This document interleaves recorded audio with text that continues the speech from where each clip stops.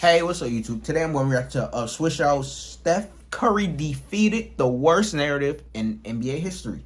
Now, let's see what he going to be talking about. What narrative exactly on Steph is he Golden talking State about, bro? Warriors Because there's a lot. have officially done it.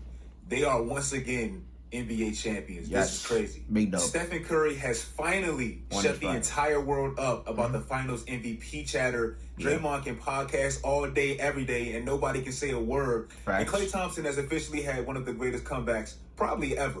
I don't care how streaky Klay had been in the playoffs or whatever people were saying, and he definitely had some terrible moments. But he had his great moments as well. Bro, I don't give a fuck what no one say, nigga. Like, bro, Klay had his bumps in the road, right, and shit like that. But it's like, nigga, next season, bro, when he's really in rhythm, nigga, watch, Klay gonna be, bro. Klay gonna be going crazy. Watch. In Game 4 in the fourth quarter, hitting huge shots. He did. The ability to come back after missing as long as he did, give solid production in the regular season, and then come in the playoffs and give identical production. He had the exact same numbers in the regular season as to the postseason. You have to tip your hat to that. But with all that being said and all the flowers being given, I want to focus on Steph just for a quick moment.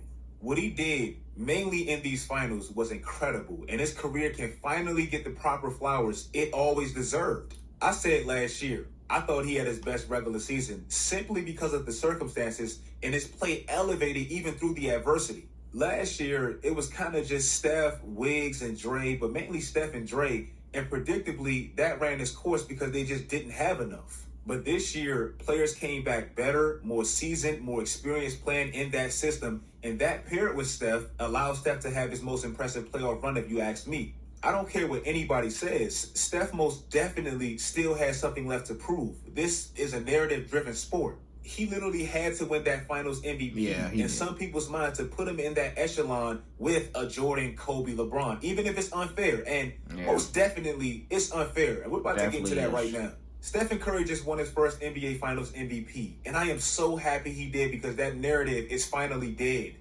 But if you watched that NBA Finals 7 years ago, you know he should have won it way back then. It wasn't even close to me. Andre Iguodala played great, and I'm not taking anything away from him.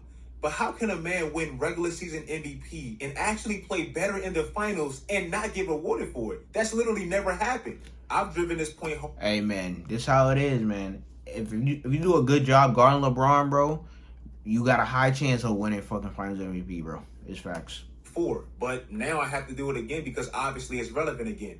In the last 4 games in that NBA Finals, Steph averaged 28, 6, and 5 on ridiculous shooting splits to close the series. Also in those last 4 games, in the fourth quarter, where some people act like this man just never showed up, this man damn near averaged half his points in the fourth quarter on close to 63, 60, 90 splits. How did he not win that Finals MVP? That never made sense. Also in 2018, and I just have to debunk all these stupid-ass Steph narratives because they never made sense, and I'm glad he put them to rest. But even the ones before that never made sense. Yes, Kevin Durant won the Finals MVP, and I'm not taking nothing away from him. I think he deserved that. I think he was sensational, and he got his Finals MVP deservingly so. Yeah. But Stephen Curry, if you want to call him a Robin, he was one of the greatest Robins, if not the greatest Robin ever. And bro, nigga called this man a fucking Robin. It's like, nigga, MVP caliber Robin. It's like, what?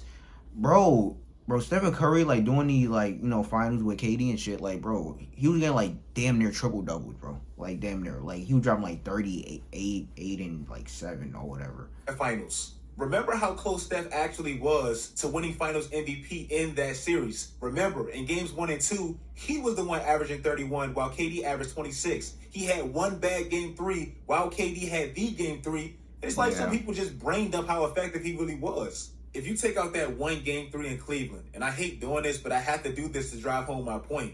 He averaged 33, 6, and 7. See? Didn't miss a free throw on 33, 6. So, again, if that's a Robin, that's the greatest Robin of all time. Yeah. Then in 2019, after already being a 3-time NBA champion, and at least 60-70% of the reason they were 3-time NBA champions, they lost to Toronto without Kevin Durant. Yeah. But I never thought he played bad again.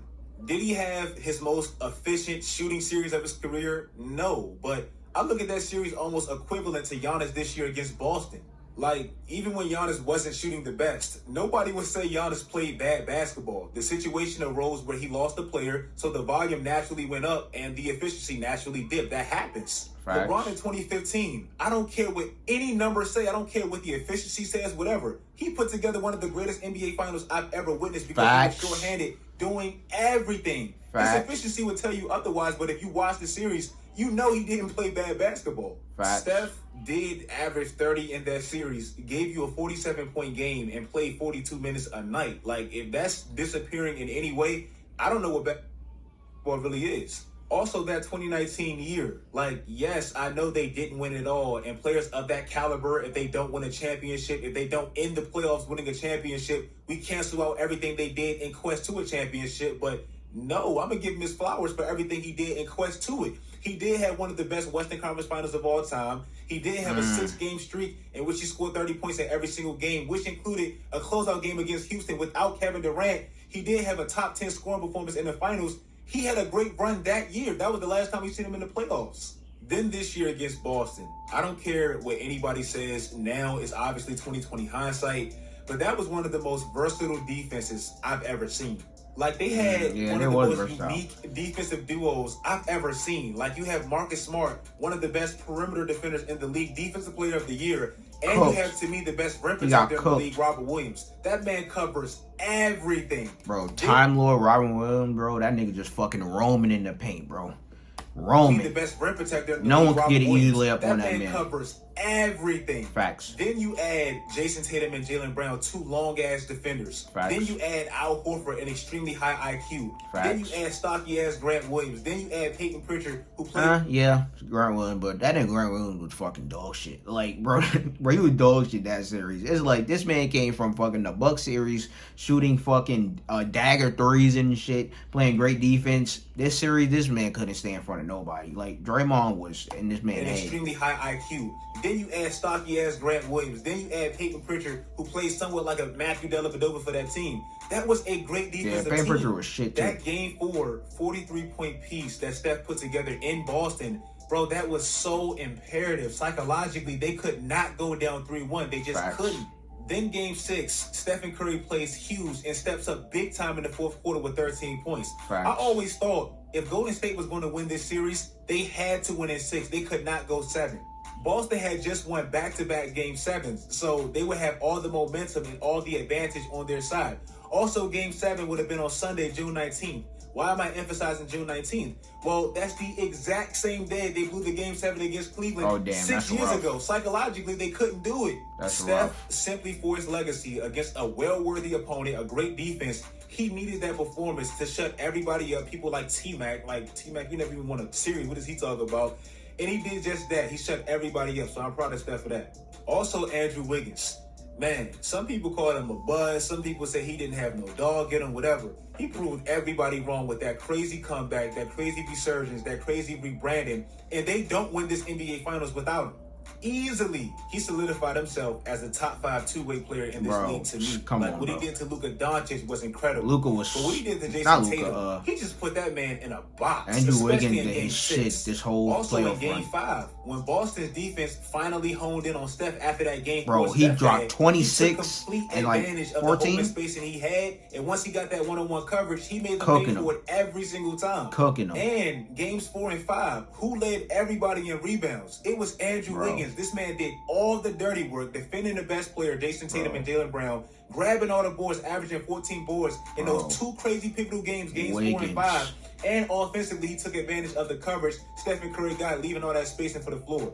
This man was incredible, man. Then he put some respect. Kind of reminded me of Kawhi in 2014, where it's like you focus so much on the big 3, Tony Parker, Tim Duncan, and Manu. And in this situation, obviously, Steph, Clay, and Draymond Green. And then you have this outsider that does all the little things that, in the grand scheme of things, turn into humongous things. That's pretty much what Andrew Wiggins was. And like I said, they don't win without him. Also, Jordan Poole. It takes a lot of maturity and a lot of trust to completely get your minutes sliced like he did. He went from averaging 32 minutes in the first series to 17 minutes in the last 3 games. He still produced, though. 14 points in those 17 minutes. He had his runs. He had some crazy momentum gaining shots towards the end of those halves. So He played huge. Mm-hmm. Also, Kevon Looney, like, he seems to be the ultimate professional. And Golden State Warriors players, they say that. Fucking he went from Looney, playing man. a little bit of minutes against Memphis, heavy minutes against Dallas, minimal minutes against Boston. But if you look at his per 36 minutes, his rate never lessened. He never lessened his production because of his minutes. He seems and he plays like the ultimate professional. In conclusion, because I will be dropping that Everything the 2022 Playoffs Proved video, I will be dropping that very soon. But shout out to the Warriors, man. Stephen Curry, he debunked every stupid ass narrative there was. That's good. Klay Thompson came back and immediately won a championship. I mean, that's a crazy story.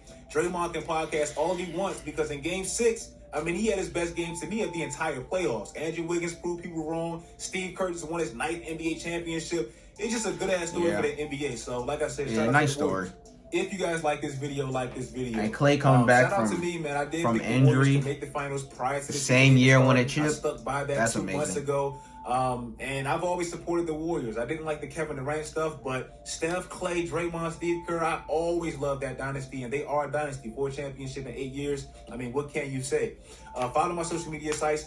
Everything that Another fucking great video for fucking Swishout, man. But yeah, it's good to see Stephen Curry finally dead those fucking, especially the fucking NBA Finals fucking narrative, Finals MVP narrative about he can't be one of the greatest of all time since he haven't won a fucking Finals MVP or whatever. It's like, nigga, fuck it, nigga, bro. He got 4 rings, but now he got fucking Finals MVP, so it's dope to see. And fucking Wiggins, bro, Wiggins just proved niggas wrong, man.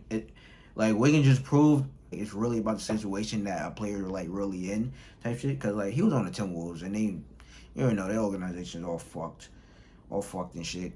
They got better recently, but man, when Wiggins was there, they was shit. But man, go to a winning culture, shit change. But like, comment, subscribe. If there's anything else you want to interact to, down below in the comments. But check out the next one.